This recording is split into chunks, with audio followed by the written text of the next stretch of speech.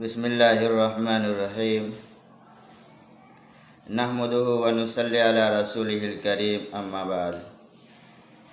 دوستو، یہ مہینہ ربیع الاول کا مہینہ چل رہا ہے، جس کے متعلق عوام و خاص ہر ایک جانتا ہے کہ ربیع الاول کا مہینہ وہ ہے جس میں محمد رسول اللہ صلی اللہ علیہ وسلم کو اللہ تعالی نے دنیا کے اندر انسانوں کی ہدایت اور رہنمائی کے لیے مبعوث فرمایا۔ لیکن ہوتا کیا ہے کہ صحیح علم، صحیح جانکاری نہ ہونے کی بنیاد پر ربیع الاول کے مہینے سے جو میسیج ہمیں دیا جاتا ہے، اس میسیج سے ہم جاہل اور ناواقف ہوتے ہیں، جس کی بنیاد پر بہت ساری خرافات کو ہم جنم دے دیتے ہیں۔ اس سلسلے میں چند باتیں میں آپ سب ناظرین کے سامنے رکھوں گا۔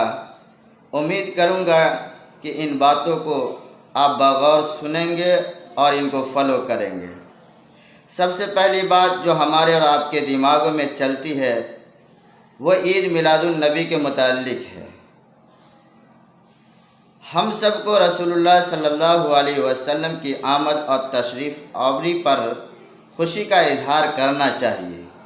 کیوں نہ ہو جبکہ ہمارا ایمان پیغمبر محمد صلی اللہ علیہ وسلم کی آمد اور تشریف آوری پر ہے۔ اللہ کے نبی صلی اللہ علیہ وسلم نے دنیا کے اندر جو قلیل مدت گزاری، جس کو آپ اور ہم 63 سال کہتے ہیں، تقریباً اللہ کے نبی صلی اللہ علیہ وسلم کی جو عمر مبارک ہے اور جائے ولادت ہے، ان کی تفصیل میں انشاءاللہ آئندہ ویڈیو میں کروں گا۔ لیکن سوال نمبر 1 کہ ہم سب کو رسول اللہ صلی اللہ علیہ وسلم کی آمد اور تشریف آوری پر خوشی کا اظہار کرنا چاہیے، لیکن جو حضور صلی اللہ علیہ وسلم کی آمد اور تشریف آوری پر خوشی کا اظہار نہیں کرتا ہے، وہ بے ایمان، کافر، جھوٹا اور دجال ہے۔ کیونکہ جب حضور صلی اللہ علیہ وسلم کی آمد اور تشریف آوری ہو رہی ہے اور ہم خوش نہ ہو تو یہ ہمارے ایمان کے کمزور ہونے کی علامت اور دلیل ہے، بلکہ میں اس سے بڑھ کے کہوں کہ وہ کافر اور دجال بھی ہو سکتا ہے۔ نمبر 2، ہم سب کو اللہ تعالیٰ نے اسلام مذہب کے ناطے 2 عید کا حکم دیا ہے، تیسرا کسی عید کا حکم نہیں دیا ہے۔ وہ آپ اور ہم سبھی جانتے ہیں۔ نمبر 1 عید الفطر، نمبر 2 عید الاضحیٰ۔ عید الفطر وہ جو رمضان کا 1 مہینہ رکھنے کے بعد اللہ تعالیٰ فرماتے ہیں کہ میرے بندے، تم نے میرے لیے 1 مہینہ لگاتار مشقت کیا ہے اور پریشانیاں جھیلا ہے، بھوک اور پیاس رہا ہے، اس کے عوض میں آج تمہیں مہمان نوازی کراتا ہوں۔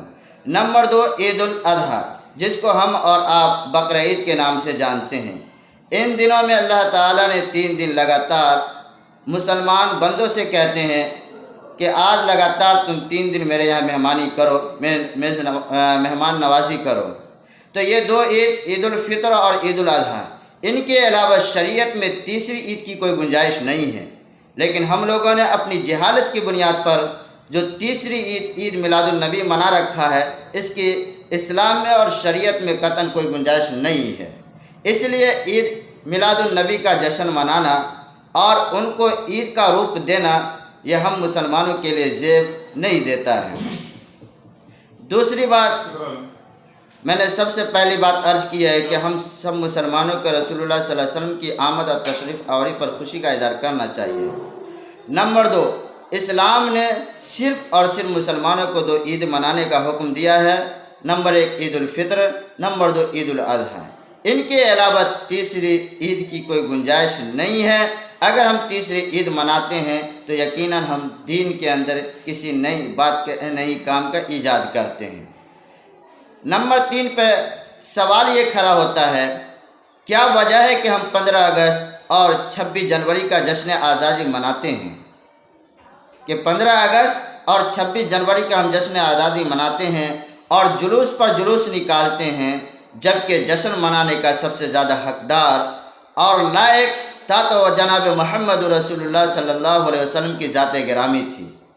لیکن ہم 15 اگست اور 26 جنوری کا جشن مناتے ہیں، اس کی وقت خوشی کا اظہار کرتے ہیں، لیکن جب ہمارے نبی کی باری آتی ہے جائے ولادت کی تو اس پر ہم خوشی کا اظہار نہیں کرتے ہیں۔ تو اس کا جواب یہ ہے کہ 26 جنوری یا 15 اگست کا جو ہم جشن مناتے ہیں اس کو ہم دین سمجھ کر کے نہیں مناتے ہیں، بلکہ یہ ملکی تقریب ہوتی ہے جس کو ہم خوشی کا اظہار کرتے ہیں، جس کے اندر اس کو ہم دین کا حصہ یا جز قرار نہیں دیتے ہیں۔ اس لیے کہ اللہ کے نبی صلی اللہ علیہ وسلم نے فرمایا کہ جو شخص دین سمجھ کر کے کسی کام کو ایجاد کرتا ہے وہ بدعت ہے، جیسے کہ حضرت عائشہ کی روایت ہے، من احدث فی امرنا ھذا ما لیس منہ فہو رد او کما قال علیہ الصلوۃ والسلام۔ دین سمجھ کر کے دین کے اندر اگر کسی کام کو ایجاد کیا جائے تو یقیناً وہ کام مردود ہے اور ناقابل قبول ہے۔ تو یہاں پر جو ہم 15 اگست یا 26 جنوری کا جشن مناتے ہیں وہ دین سمجھ کر کے نہیں مناتے ہیں، بلکہ وہ ملکی ایک تقریب ہوتی ہے جس کو ہم ملکی تقریب کے طور پہ مناتے ہیں، دین کا حصہ سمجھ کر کے نہیں مناتے ہیں۔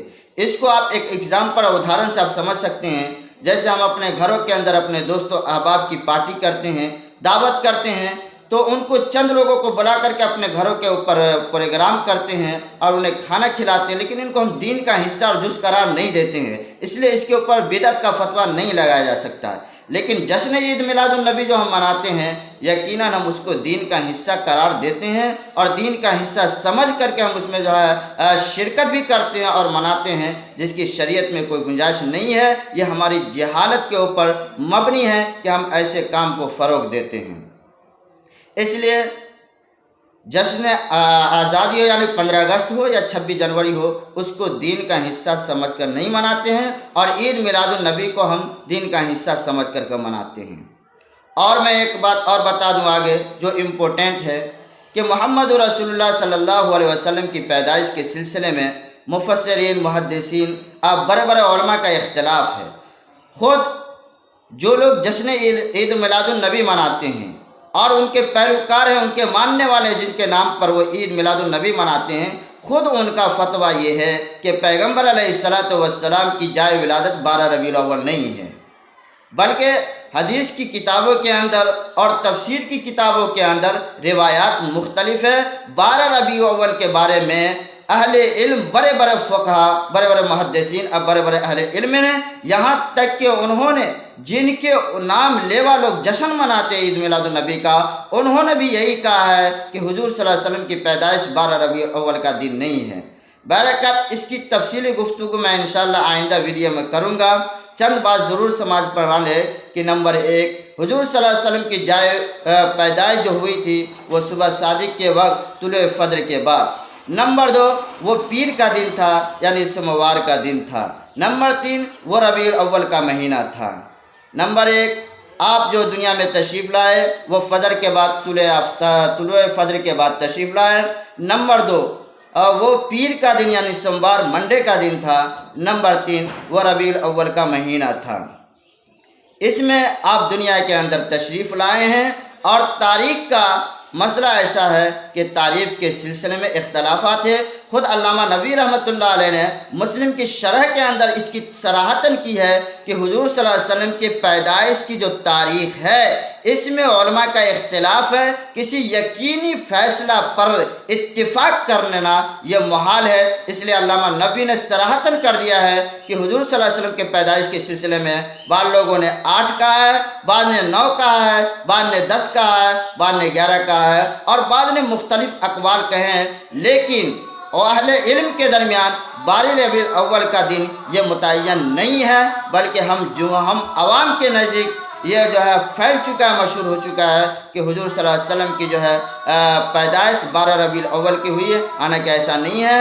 بہرکیف یہ جشن منانا چونکہ پیغمبر علیہ الصلوۃ والسلام کی تعلیمات اور آپ کے جانثار صحابہ کی تعلیمات یہ ہے کہ عید میلاد النبی کو نہ منایا جائے، اس لیے کہ اگر عید میلاد النبی منانے کا رواج ہوتا تو سب سے پہلے آپ کے سب سے چہیتے اور لختے جگر حضرت ابو بکر صدیق رضی اللہ تعالیٰ عنہ جشن مناتے، حالانکہ ان کے دور خلافت میں 2 مرتبہ ربیع الاول کا مہینہ آیا لیکن آپ نے جشن نہیں منایا۔ ان کے بعد حضرت عمر بن خطاب رضی اللہ تعالیٰ عنہ کے دور خلافت 10 سال رہی، لیکن انہوں نے بھی 10 سال کے اندر بھی انہوں نے جشن میلاد النبی نہیں منایا، حالانکہ خلافت ان کی تھی، دور ان کا تھا، اگر وہ چاہتے تو بنا سکتے تھے۔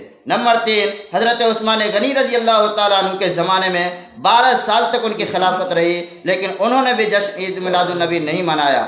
اس کے بعد حضرت علی کا دور خلافت آتا ہے۔ حضرت علی رضی اللہ تعالیٰ عنہ کے دور میں تقریباً 5 یا 6 سال کا عرصہ رہا، اس میں بھی آپ نے عید میلاد النبی نہیں منایا۔ ان کے بعد آپ کے نواسے رسول حضرت حسن اور حسین کا زمانہ آتا ہے، انہوں نے بھی نہیں منایا۔ تب تابعین، محدثین، مفسرین، بڑے بڑے اہل علم کا زمانہ آتا ہے، لیکن ان لوگوں نے بھی عید میلاد النبی نہیں منایا تھا۔ جب ان لوگوں نے نہیں منایا، اس لیے ہم لوگوں کے لیے بھی عید میلاد النبی کا منانا کسی بھی طریقے سے یہ مناسب نہیں ہے، یہ غیروں کا طریقہ ہے، اس لیے غیروں کے طریقہ سے ہمیں بچ کے رہنا چاہیے۔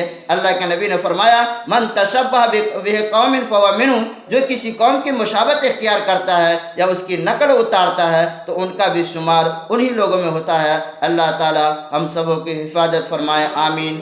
نیکسٹ ویڈیو انشاءاللہ آئندہ بناؤں گا، جس کے اندر میں حضور صلی اللہ علیہ وسلم کی ساری تفصیلات کہ آپ کہاں پیدا ہوئے، کب پیدا ہوئے، کتنی عمر آپ کی مکمل ہوئی، کہاں گزاری، سب